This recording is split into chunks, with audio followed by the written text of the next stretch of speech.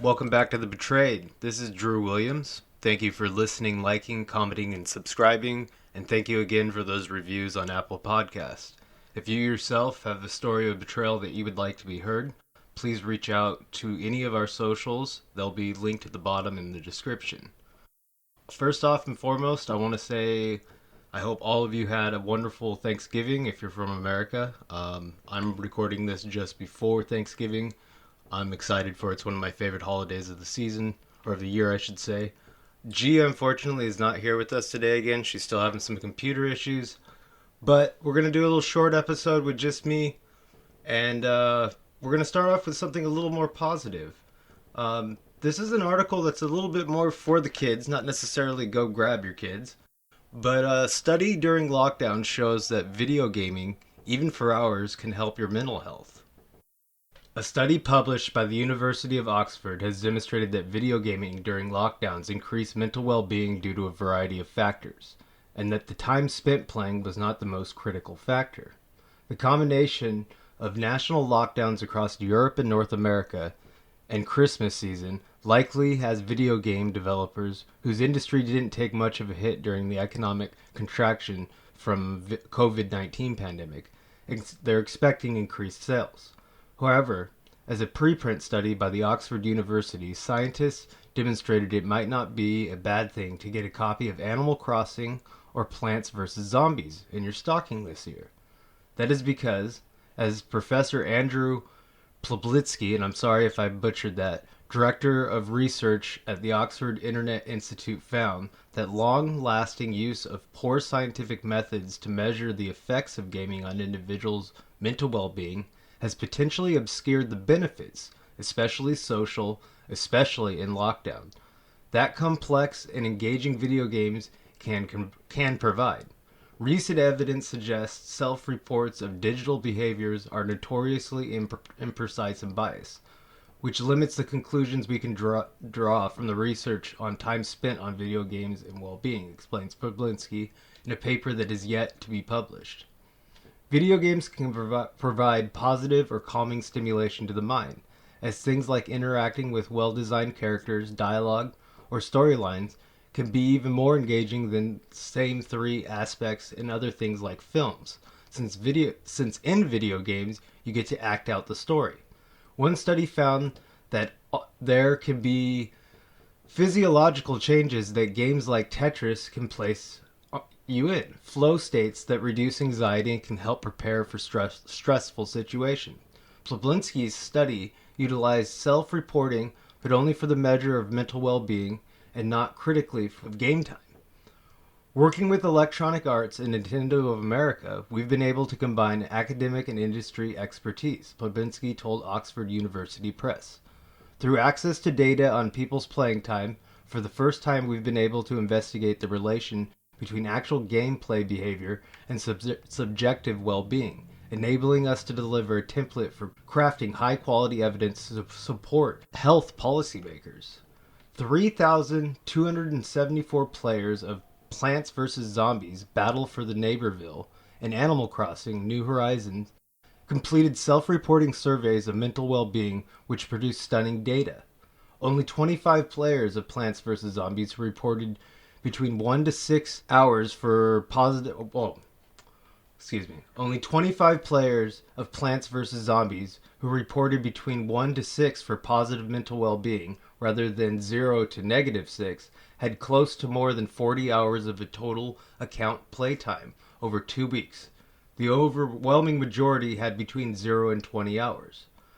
Perhaps the more dramatic finding was among the players who reported a negative for mental well-being. There were only 3 who logged more than 20 hours, truly issuing a blow to the idea of addictive video gaming being bad for mental health, as those who weren't experiencing joy of some kind didn't play very much at all. In other words, if they felt bad, they stopped. Animal Crossing held much more the same story, with the majority of players playing between 0 and 20 hours, and the majority reporting positive mental well-being. Animal Crossing is a little more complex, and so unsurprisingly there is more hours logged, as well as far more players in general. Even still, there were only 20 players who reported negative mental well-being that had been logged 40 or more hours in Animal Crossing. The study measured feeling of autonomy, relatedness, competence, enjoyment, and feeling pressured to play, as well as other questions that measured the enjoyment of online social interaction. Our findings show video games aren't necessarily bad for your health. There are other psychological factors that had significant effects on a person's well-being, writes Polinski. In fact, play can be an activity that relates positively to people's mental health, and regulating video games could withhold those benefits from players. I thought this was a really cool article and a little bit of a slap in the face to some of those moms that said that video games were going to rot your brain. I'm not saying all, but like they said, they were talking about two specific games, two that I feel are very age appropriate for young kids. I thought it was a cool little thing that seems to be getting overlooked right now. I got two more. These are a little more dark. U.S. Marshal find 27 missing children in Virginia. A rescue operation in Virginia resulted in the recovery of 27 missing children, according to the U.S. Department of Justice. Deputy U.S. Marshals led the 5-day effort dubbed Operation Find Our Children. They collaborated with agencies, Fugitive Task Force, the National Center for Missing and Exploited Children, and state and local agencies. The operation resulted in the rescue of 27 children and safe location of 6 others who were reported missing but found in the custody of their legal guardians, U.S. Marshals said in a news release on Friday, and this was back in early November. Many of the recoveries occurred in large population centers, the news release said. However, 7 occurred in less populous areas, including Roanoke and Abington. The Department of Justice is dedicated to protecting the most vulnerable children in our society, and Operation Find Our Children does just that, Deputy Attorney General Jeff A. Rosen said in a statement.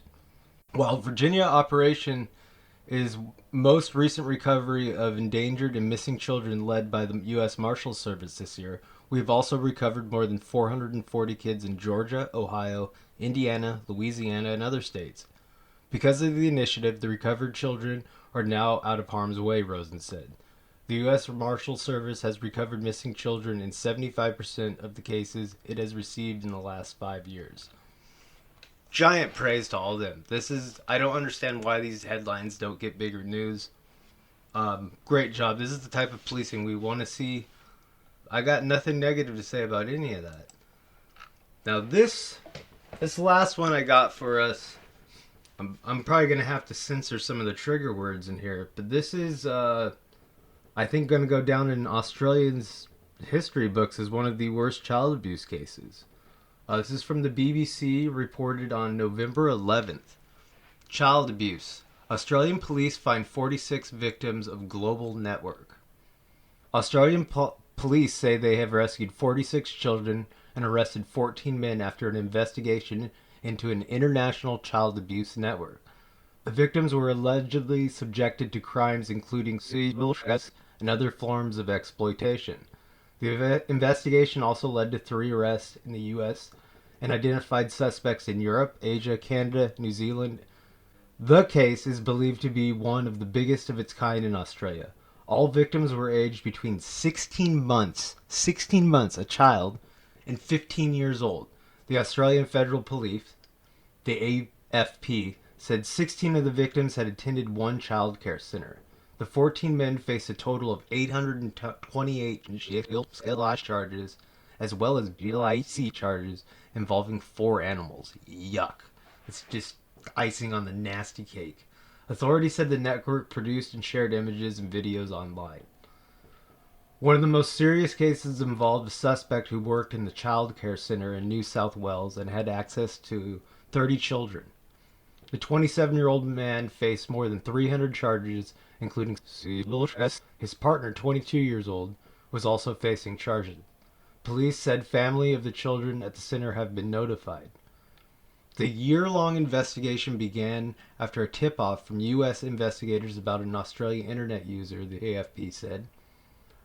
That led to the arrest in February of a 30-year-old man in the town of Wyong and north of Sydney. He was charged with 89 offenses, including abuse to 2 children.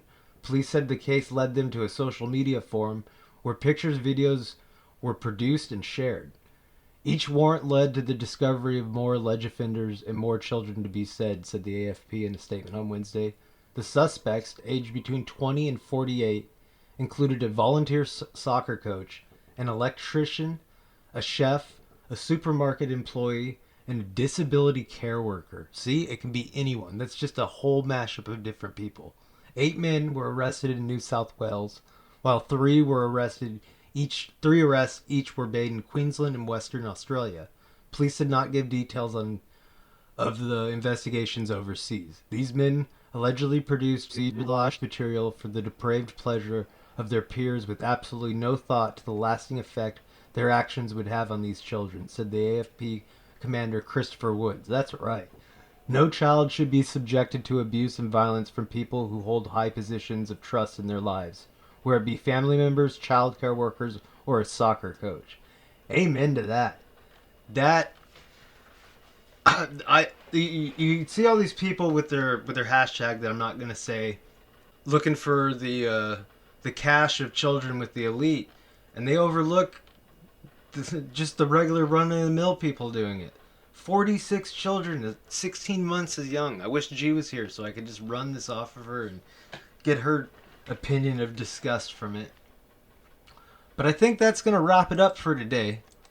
I really, really want to thank all of you who have continued to support us. I would like, again, be safe out there during holiday shopping. This will be released the day after Black Friday. Be safe, be rational, be kind to each other. Thank you for listening, liking, commenting, and subscribing.